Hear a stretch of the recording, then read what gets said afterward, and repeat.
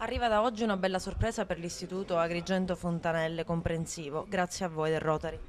Sì, noi abbiamo sposato la richiesta di un nostro socio che ci ha informati che la scuola aveva danneggiato i motori dei canestri. In un bilancio positivo che ci ritroviamo quest'anno il consiglio direttivo ha voluto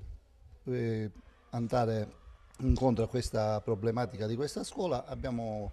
stanziato un fondo per aggiustare questi canestri, facendo sì che i bambini e tutta la scuola ovviamente, anche quella limitrofa a questo comprensorio, praticamente possono fruire della palestra e così poi i bambini possono fare sport e noi siamo usciti fuori dalle mura e non dai soliti caminetti che facciamo per altre attività. I ragazzi finalmente riprendono l'attività sportiva, soprattutto quella di basket. Sì, è con grande soddisfazione che l'attività di basket è stata avviata perché da parecchi anni questa attività veniva ad essere sospesa in quanto i canestri non erano funzionanti.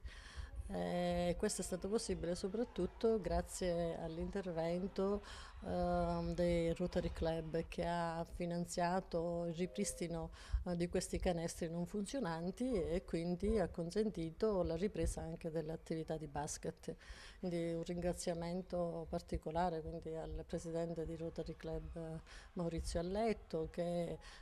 col finanziamento ha sicuramente sostenuto una causa per nobile, diciamo, perché gli alunni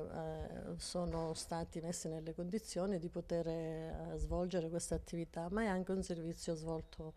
che è stato dato anche al quartiere, in quanto l'attività di basket può essere anche proposta nel pomeriggio anche a tutto il quartiere, a tutta l'area territoriale della scuola dove è ubicata.